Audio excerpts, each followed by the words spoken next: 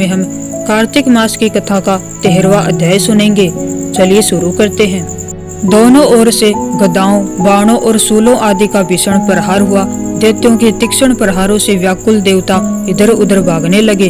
तब देवताओं को इस प्रकार भयभीत हुआ देख गरुड़ पर चढ़े भगवान युद्ध में आगे बढ़े और उन्होंने अपना सारंग नामक धनुष उठाकर बड़े जोर का टंकार किया। त्रिलोकी शाब्दित हो गई। पल मात्र में भगवान ने हजारों दैत्यों की सिरों को काट गिराया। फिर तो विष्णु और जलंधर का महासंग्राम हुआ। बाणों से आकाश भर गया। लोग आश्चर्य करने लगे। भगवान विष्णु ने बाणों के वेग से उस दैत्य की ध्वजा, छत्र और धनुष बाण काट डाले। इससे व्यथित हो उसने अपनी गदा उठाकर गरुड़ के मस्तक पर दे मारी। साथ ही क्रोध से उस दैत्य ने विष्णु जी की छाती में भी एक तीक्ष्ण बाण मारा। इसके उत्तर में विष्णु जी ने उसकी गदा काट दी और अपने सारंग धनुष बाण पर चढ़ाकर उसको बिंदना आरंभ किया। इस पर जलंधर इन पर अपने पेने बाण बरसाने लगा। उसने विष्णु जी को कई पेने बाण मारकर विष्णु धनुष को काट दिया। धनुष कट जाने पर भगवान ने गदा ग्रहण कर ली और शीघ्र ही जलंधर को खींचकर मारी। परंतु उस अग्निवत अमोघ गदा की मार से भी वह दैत्य कुछ भी चलायमान न हुआ। उसने एक अग्निमुख त्रिशूल उठाकर विष्णु पर छोड़ दिया। विष्णु जी ने शिव के चरणों का स्मरण कर नंदन नामक त्रिशूल से उसके त्रिशूल को छेद दिया। जलंधर ने झपट कर विष्णु जी की छाती पर एक जोर का मुष्टिक मारा। उसके उत्तर में भगवान विष्णु ने भी उसकी छाती पर अपनी एक मुष्टिक का प्रहार किया। फिर दोनों घुटने टेक बाहुओं और मुष्टिकों से बाहु युद्ध करने लगे। कितनी ही देर तक भगवान उसके साथ युद्ध करते रहे।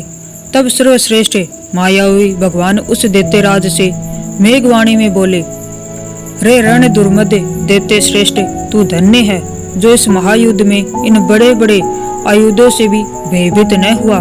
तेरे इस युद्ध से मैं प्रसन्न हूँ। तू जो चाहे वर मांग। मायावी विष्णु की ऐसी वाणी सुनकर जलंधर ने कहा, हे भावुक, यदि आप मुझ पर प्रसन्न हैं तो यह वर दीजिए कि आप मेरी बहन तथा अपने सारे कुटुंबियों सहित मेरे घर पर निवास करें।